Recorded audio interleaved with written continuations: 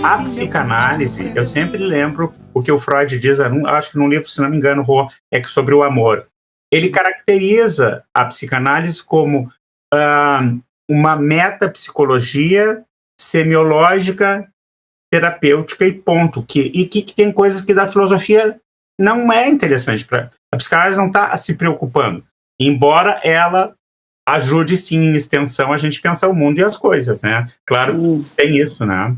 Claro, claro. A defesa que eu tenho é muito mais da postura analítica, de considerar a possibilidade de contribuição, e ponto, na verdade. Isso para mim é um fundamental. Eu diria assim, para ti, eu não sou praticante, não me considero espírita, não se trata, mas eu tenho simpatia pela possibilidade de poder duvidar e poder questionar.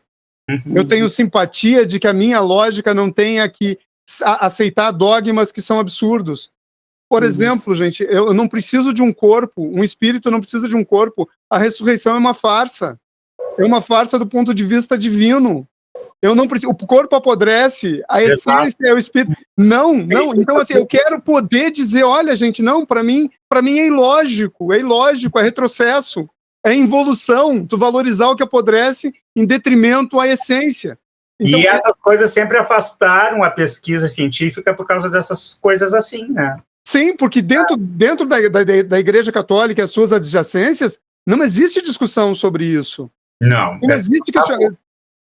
Entende, Rô? Então, assim, tá bom. E por que são dogmas. Isso, exato. E eu quero te manifestar no meu discurso a simpatia exatamente por algo que não impõe dogmas, e inclusive aceito a seguinte tese.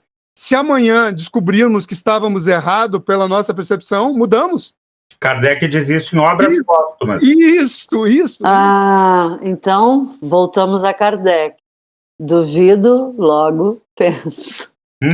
Isso, essa essência. Claro, isso, ele deixa isso praticamente assim, em Obras Póstumas. Que se tiver que voltar atrás, se volta, né? Desde que provado, desde que tu tem elementos, então esse. E a ideia.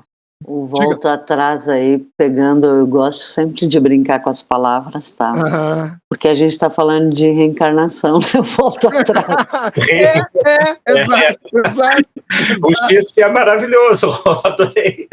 É voltar atrás, né? É regredir. Exato. E, na verdade, a gente sabe que, para nós, na psicanálise, a regressão é do significante, né? E é essencial, né? E é essencial e começa por ela, né? E olha só, Rodi, a gente pode, inclusive, fazer síntese aí, porque, na verdade, é voltar atrás para a gente ir adiante, né? E além, né? Tem num dos vídeos ali, onde é feito 3 estudos, aparece um psiquiatra inglês que demonstra que faz um experimento para dizer que aquilo ali é acaso, tá? Mas, olha só, minha visão de cientista. Como é que ele pode afirmar que o discurso da criança é mentiroso? Quem é ele? Ele é quem? Tu entende? Olha o poder, e aí eu penso na atividade de vocês, quando a gente julga, rotula e simplesmente elimina possibilidades. Bom, aquilo é conteúdo. Por que mentira?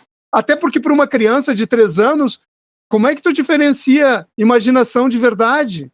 Por isso, numa escuta analítica, Pedro, é uma escuta pelo significante. Agora eu vou fazer defesa. Porque não se julga, não se tem esse moralismo de, bom, tá falando isso, é verdade, é mentira. Isso não é questão. Não. O que é questão é a fala do sujeito do jeito que vem, seja o que for, né? Então, assim, essa posição do analista já é uma posição ética, tá? Porque aí entende-se que essa ética, por isso é importante, assim, ela é pautada pela construção e compreensão dos conceitos, aquilo que fundamenta teu posicionamento. Aí não dista teoria de prática, sabe? Conceito da prática. Aí se alinha essa compreensão. tu entender que esse posicionamento ético tem a ver com a tua compreensão do que significa o sujeito para ti que vem nessa fala, nesse discurso, e o lugar que tu ocupa ali naquela cena. Isso é um posicionamento ético. E pegando o gancho, o posicionamento ético calcado no que é fundamental, que o Lacan deixa bem claro na ética, lá no seminário da ética, né?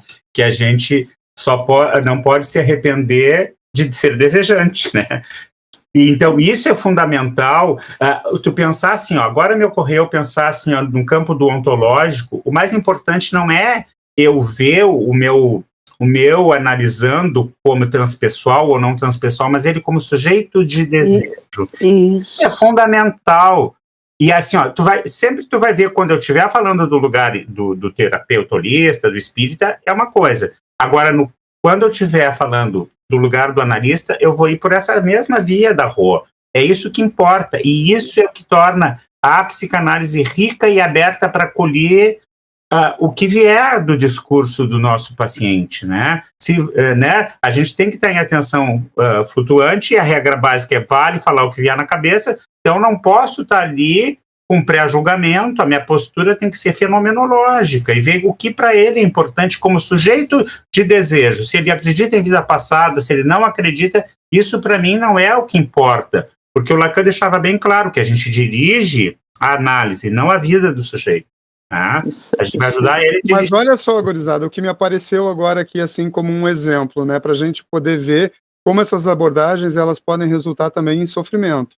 Imaginem o seguinte, um daqueles meninos ali, aquele menino, James III, filho de um pastor de reconhecimento nacional, não vamos dar nome para não dar público para nenhum deles, neopentecostal, falando tudo aquilo, ele teria sido exorcizado quantas vezes? Tá, mas a família dentro da sua crença aí que está a questão ética, tá? E os valores e conceitos, o quanto que isso é determinante, né, nessa condução e da situação em si. Percebe quanto a tua compreensão das coisas, tudo aquilo que tu te alia e sustenta como garante, vai determinar esse itinerário, esse lidar com a situação. Então, assim, tu disse, aquela família pentecostal, isso? Isso, neopentecostal, isso, ortodoxa. Mas Então, claro que eu peguei uma questão extrema aqui, né, para a gente analisar. Mas isso, pessoal, acontece na sala de aula. Eu não ouço o meu aluno.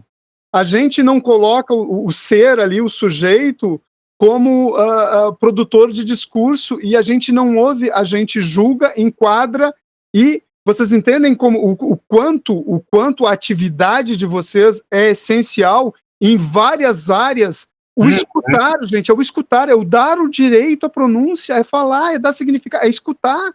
É isso, porque isso para uma criança com 5, 6 anos passou, mas o inferno que seria, sério, ele provavelmente teria passado por uma dúzia de exorcismo até não falar mais.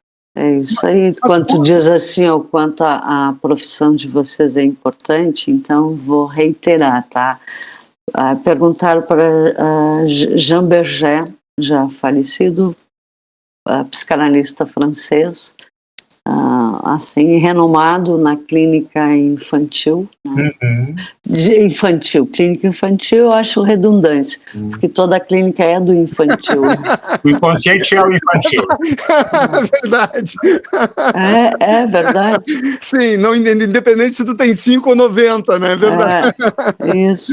E aí perguntaram para ele assim, qual é o segredo teu, assim, porque ele tinha assim, grandes feitos na clínica, né? Isso era bom. E ele respondeu, então, numa entrevista, levar o outro a sério. E só para dar uma contribuição, que o Berger é realmente um referencial importante, eu usei ele no meu trabalho de monografia, né, porque eu tinha um caso que tinha questões do corpo, né, e o Bergès, eu acho que ele tem um mérito, Rô, que é resgatar o olhar para o corpo, né, considerando que o primeiro ego é o ego corporal, porque a psicanálise ficou com um ranço desde Reich, né, até, eu diria, pode ser exagero isso, mas me parece que o Bergès traz um resgate para esse olhar para o corpo, para o ego corporal, para esse corpo de linguagem que o próprio Lacan diz, né, que o nosso corpo é marcado pela linguagem. Sim. Eu acho a tua anotação é bem importante, né, desse ranço, mas talvez a gente possa pensar assim, Gai. Se a psicanálise se atualiza pela fala do sujeito que vem na nossa clínica, né, cabe também a nós, enquanto psicanalista, nos atualizarmos no contexto que a gente habita, né? Tu entende? Claro. Atualizar o nosso momento, na nossa sociedade, no nosso tempo. Exato. Entende? Eu acho que essa é a sacada, assim, para mim, percebendo assim, nesse sentido, eu não me vejo ortodoxa quando eu digo assim, tenho uma percepção freudo-lacaniana, porque a psicanálise, claro, ela tem alguns conceitos que sim são caros, né? E é importante que se verifique, mas ela se atualiza sempre enquanto linguagem. E aí, essa atualização se faz na fala que o paciente chega ao nosso consultório. Eu dizia que a clínica estava sempre se atualizando a cada sessão, né? E que são esses imperativos éticos que a gente falava antes, assim, da nossa cultura, que são nossos discursos, né? O que está de pano de fundo na nossa cultura, né, como, enfim. Seu colibri, a casa é sua, por favor me apareça. Nunca esqueça desse amigo que lhe tem muito respeito e toda a admiração. De coração tenha certeza